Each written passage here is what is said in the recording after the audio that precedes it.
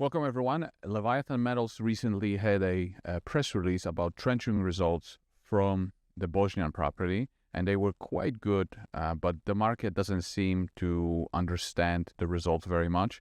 And in the prior interviews, we focused mostly on the Botswana property. So I'm sitting down with Jeremy Crozier, who is the COO of Leviathan Metals, and he's also a large shareholder in the company, to discuss what these results mean. So, Jeremy, thank you very much for joining me. Yeah, thanks, Mariusz. Thanks for the opportunity. Good to see you again. This video has been disseminated on behalf of Leviathan Metals. Yeah, so let's talk about the results to give people more understanding of, are you happy? What do they mean? So let's start with that. Yeah, sure. Well, we're very happy. So I think one way of looking at this is to just back up a little bit and explain to everybody how we got into this project in the first place. Now, Bosnia, which is part of the former Yugoslavia, actually benefits during Yugoslav times. Really good, robust geoscientific work was done by the government. And if you know where to look and you've got someone who can help you look at that, it's a wealth of information. So from that information, we were actually able to come across this prospect, which is now part of our land holding today, where historic drill results returned 15 meters at 13.25% lead and zinc without any other assays, averaged across 3 holes.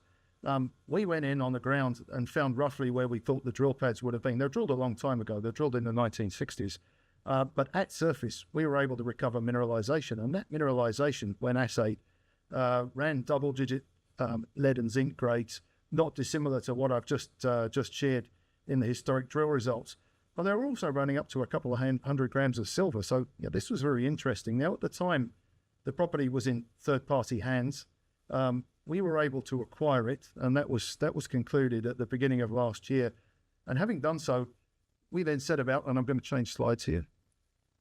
We then set about doing a regional soil sampling campaign, and that's what's shown. These dots that you see on the map are what we call ridge and spur samples. The ground is quite hilly, so an efficient way of sampling it is to actually send your crews walking along the ridges, taking samples every 200 meters. Now, given that the ridges are all at a variety of orientations, it means that they inherently cross over many geological contacts and structures, and it gives you a good representative picture of what's there.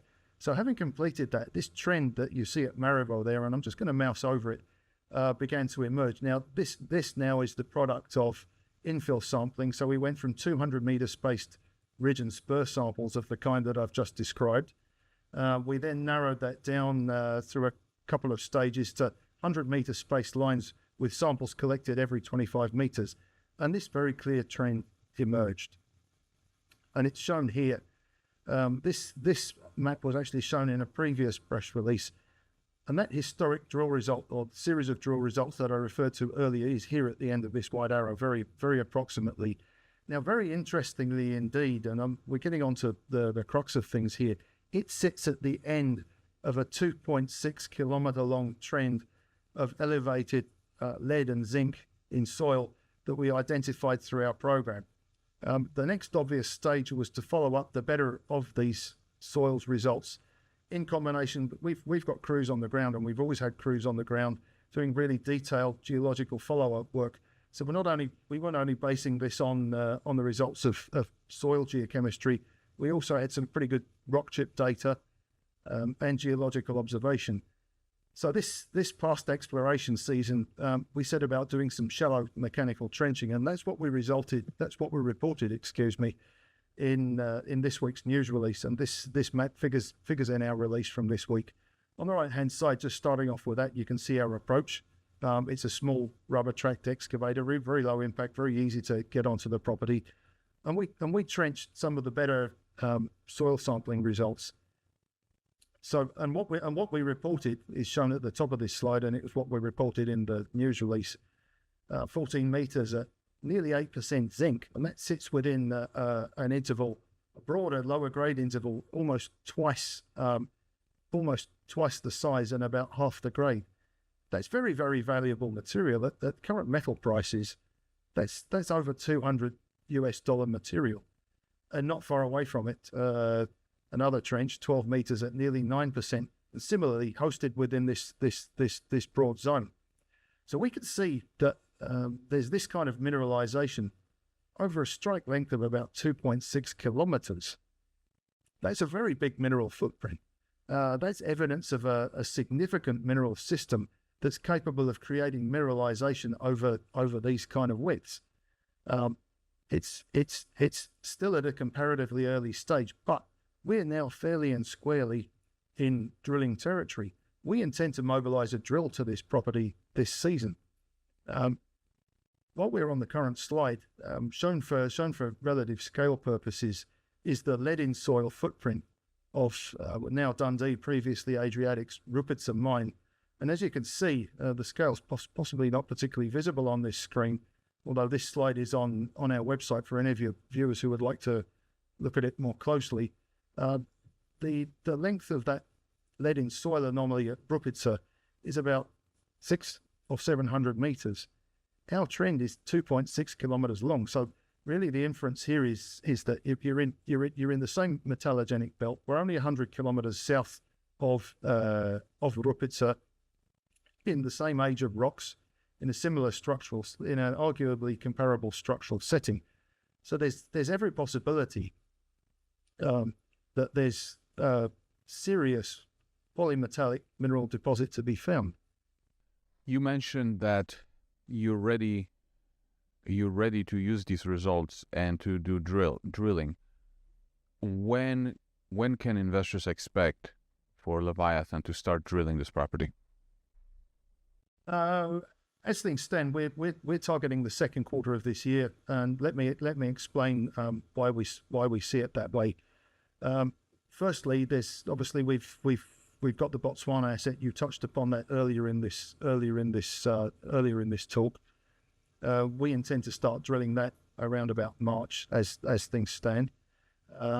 So it would be organisationally efficient to then start this drilling not too long afterwards, probably in the second quarter. In the meantime, we've actually got quite a bit of structural mapping we would like to do to add further to support to our targets. Now, with the Botswana property, you're located next to a very successful property that was bought out by the Chinese company. What about this Bosnian property? Does this have similar characteristics? Well, Marius, the geology is different, but what we're in an area that's never been subject to modern mineral exploration, and this is something that we find very, very exciting indeed. You know, we're 100 kilometers south of a property that recently sold for $1.3 billion in an arguably comparable geological setting. There's no reason we shouldn't be able to find another deposit not too dissimilar to that. We have a very, very prominent land holding. I won't jump the gun on news, but we're looking to grow that land holding. There's definitely growth opportunities in terms of the land holding itself, as well as in the exploration. And so there's every reason for us to explore this property and find something that can be sold on to somebody who's going to start a mine. When I interviewed Luke Norman, he was talking about the proof of concept will change the valuation of the company, but he was mostly talking about the Botswana. Are we talking about the same thing here, the proof of concept? Yeah, we are talking about the same thing here.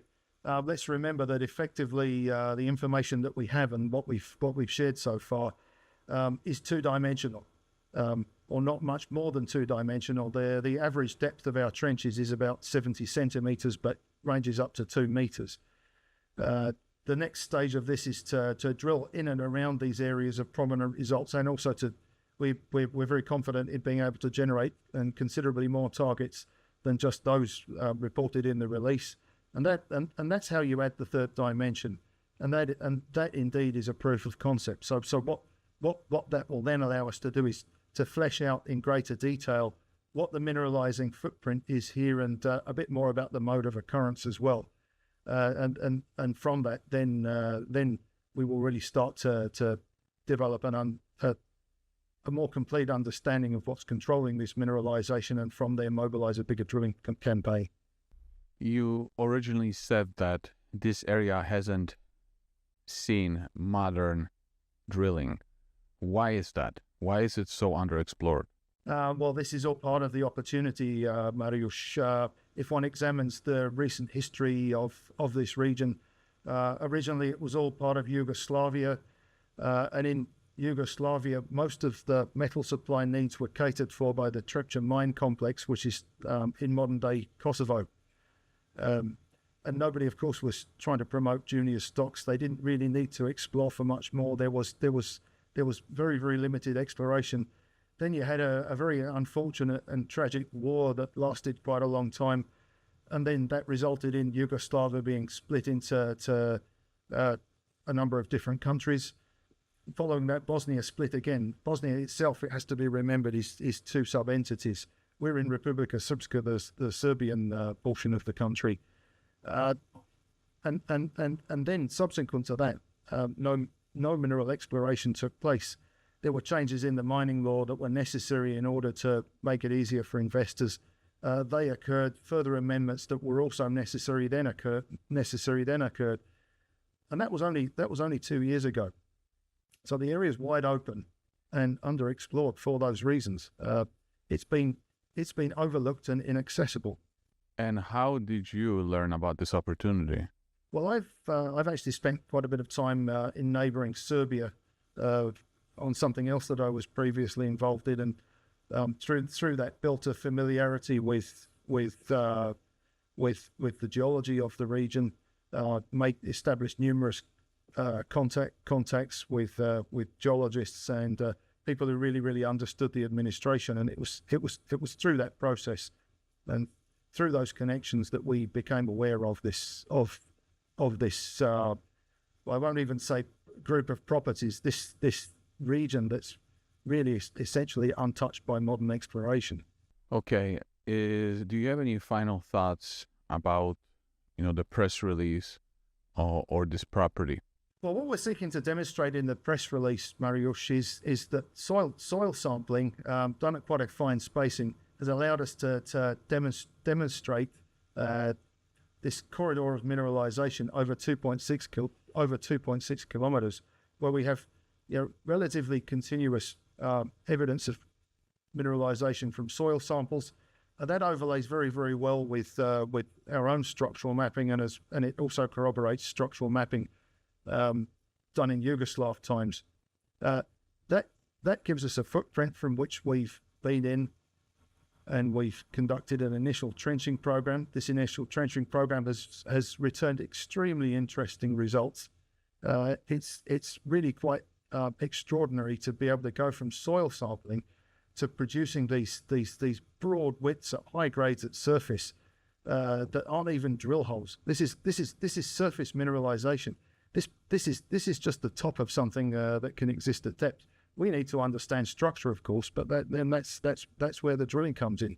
So the comment that I would like to part with here is that we've taken this organically from some ground that we acquired, produced a 2.6 kilometer long trend, added some very significant intervals through trenching, and generated some absolutely outstanding drill targets that really will the next stage will be very telling and allow us to prove that we're in the makings of a new mineral system.